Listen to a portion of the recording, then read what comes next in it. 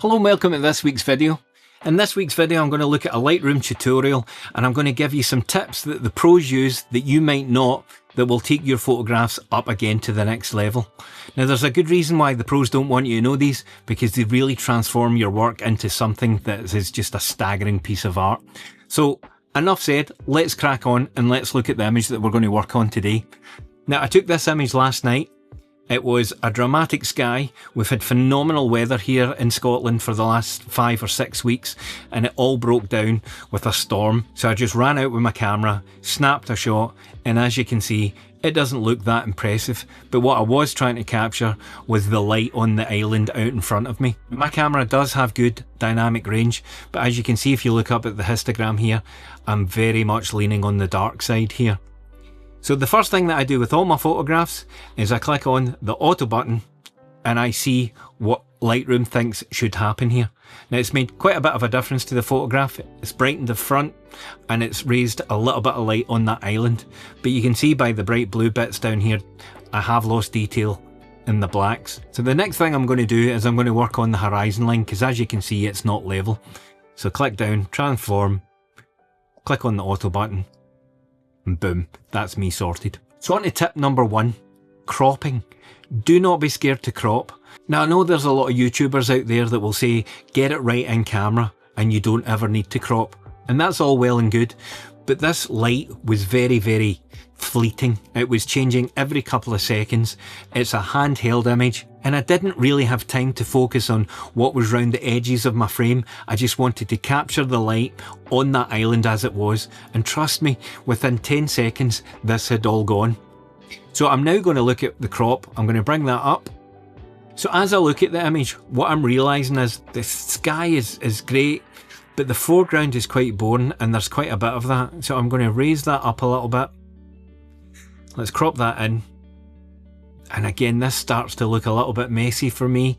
So I'm going to bring up the crop tool again. What would it look like if I get rid of the foreground completely? And although it's now sitting slightly lower down in the image, what I like about this is the focus is now on this dramatic sky, which is what we're going to work a lot on. So we're going to leave the crop here just now. So don't be scared once you've taken your image if you feel that you need to move things about, especially if you were aiming to put something on one of the lines for the rules of thirds and it's not sitting on it. Crop in, move it, put it there. Tip number 2 is to make sure you spend enough time working on the sky.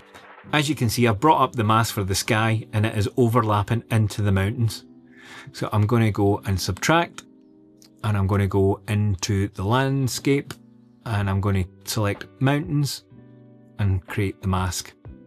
So it's now taken that out. Now a lot of people will tell you to maybe avoid using the dehaze button because you get better finesse if you use the highlights, shadows, whites and blacks. So let's look at both ways of doing it.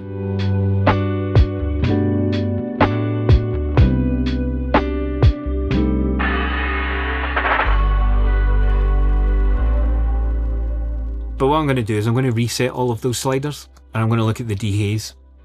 By going dehaze, I'm getting all of those effects happening at the same time. And the only thing that I have to consider here is that the saturation in the sky is starting to become a little bit deep. So I'm going to remove a little bit of saturation and bring that back to the colour it was. On and off, I'm now getting into the realms of where I want to be. So let's now look at the main subject here, which is this island here. So I'm going to create a new mask. I'm going to select an object and I'm going to choose the box rather than the brush. And I'm going to start round about there and I'm just going to draw all the way around the island. And Lightroom does a fantastic job of picking that out. So let's start looking at the exposure. I'm going to bring that up a little bit. Get a little bit more detail in there. The highlights, I'm going to bring them down a touch to about -70. The shadows, I'm going to raise just a touch. And the blacks, if I want a lot of contrast, I could drop them a little bit, and I'm going to leave that round about there. So on to tip number 3, and that's depth of field and creating fake depth of field. Now you'll have seen how much I've cropped in this image already, but the water is still fairly sharp, even though I shot this at about f.4. So I want this to be a little bit softer. So again, I'm going to use another mask, and I'm going to get the linear gradient, and I'm going to draw this from about halfway up until it feathers out and reaches the island. Now if you hold in shift, that'll keep it level, and I'm going to go round about there. Now you've got texture, clarity and sharpness, and I'm going to start dropping them a little bit. So by taking the texture down, softens it.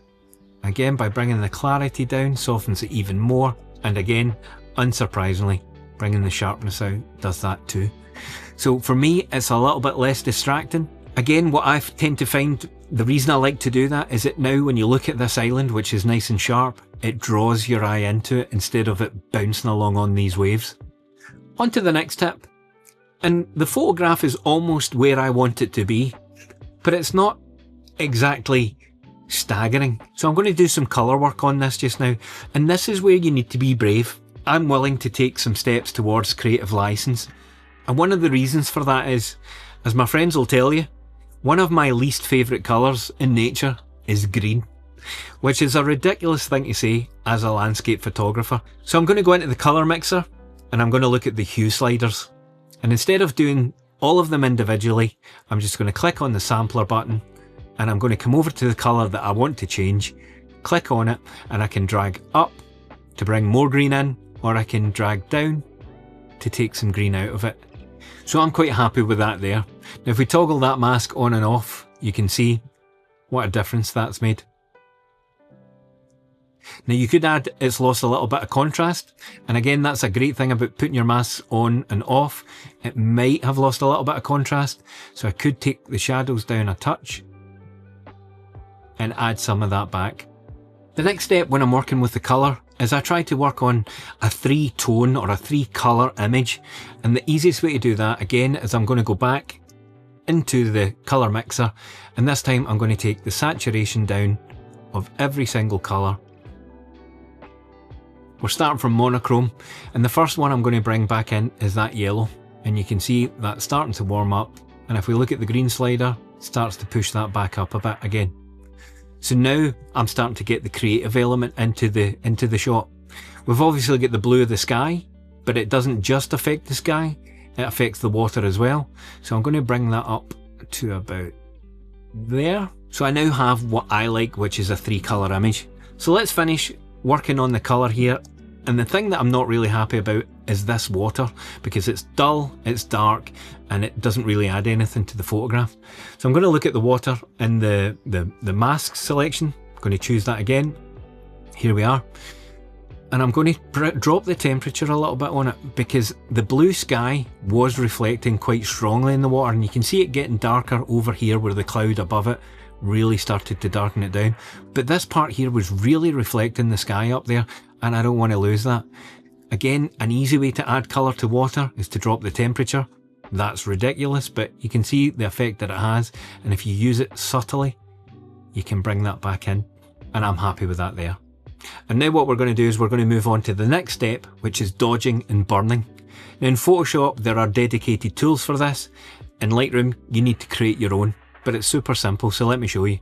So what I'm going to do is I'm going to go into a mask, and all I'm going to do is create a dodge brush, which means that I'm going to raise the exposure slightly to about there. So again, now as I paint onto the image, it's going to lighten the areas that I paint onto, and I really want to accentuate where the sun is hitting the island here, and I'm just going to draw over the bits that have the sun on it.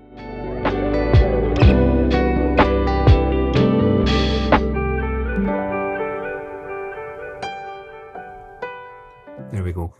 So that's me. Again, if I turn that on and off, you can see it's a little bit too much at the moment, but that's when we start to use the amount slider, and I'm going to dial that back in a little bit. And it's very subtle, but it definitely makes that a little bit pop. Now, unsurprisingly, we're going to look at doing a burn brush. So again, we'll create a new mask, we'll go to brush, and this time I'm just going to drop the exposure a little bit. Again, do it more than you need so that you can see it as it's happening. And the brush size, roughly the same.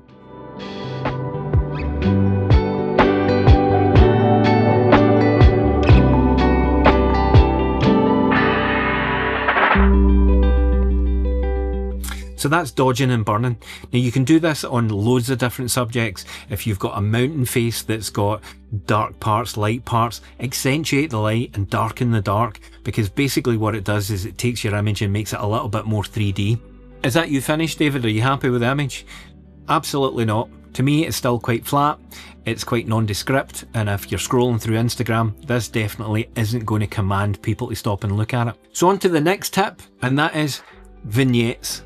Everybody loves a vignette, but what most people do is they will come down to the effects tab, they'll open that up, they'll look for the vignette amount here, and then just start dragging that to the left, and it closes in a lovely vignette round about the image, and they will leave it at that. But basically what a vignette does is it draws your eye to the part of the image that you are wanting people to look at. So if I drag that the whole way up, and I look at the midpoint, you can see that the middle of that vignette is nowhere near that island, and that's what I want you to be looking at. So I'm not going to use that, and let's go and draw a mask. And this time we're going to draw a radial mask, and I'm going to draw it huge round about the area that I want you to look. What I'm going to do is invert that mask. You can see here at the moment it's not big enough, or it's not giving me enough room around the island, so I'm going to drag that out a little bit like that, move that up a touch, and I could do with extending it out. Now what I'm going to do for my vignettes, I'm just going to start dropping the exposure a little bit, and it's doing what looks like the same thing, but it is not darkening the island at all. So depending how strong you like your vignette, you just adjust to taste.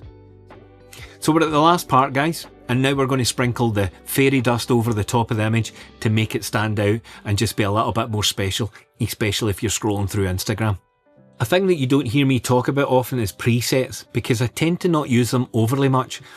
But if you're just starting out, presets give you a great idea of what is possible.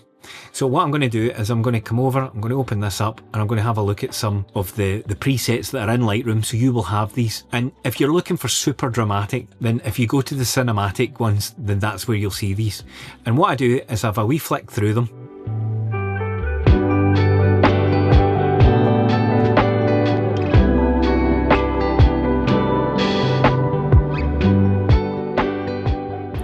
So what I'm looking at here is I could click on it and select it, and what that will do is it'll start to change my settings, and the only reason I do that is because I click into the tone curve at this point and it shows me how it's set the tone curve to get that raised shadows. It's also affected the highlights, and we're getting a nice kind of cinematic look to that. So I'm going to click back the way, undo it, and I'm going to start trying to mimic slightly what that tone curve looked like. So I'm happier with that. Let's turn it on and off. You can see it's getting much more punch to it, on and off. And as I look at the image now, I'm much happier with it. So let's look at it in full frame mode. And as I look at this, this is the final touch. And to me, before I'm ready to go, there's far too much blue in this image. So I'm going to go back into the color mixer. I'm going to come down to the blues, and I'm going to start subtracting the blues out of there. And I'm now much happier with how this image looks. But what I have noticed just before I finish is that the sky is now a little bit flat looking. So I'm going to come back to my dehaze. I'm going to drop that a little touch further. The whites are looking really great. The sun is coming in from this angle here, lighting up the island. And that is how the image finishes for me. So guys, I hope you found that useful. If you've got any questions, then drop them in the links below. So thanks for tuning in, and I'll see you in the next one. Take care, guys.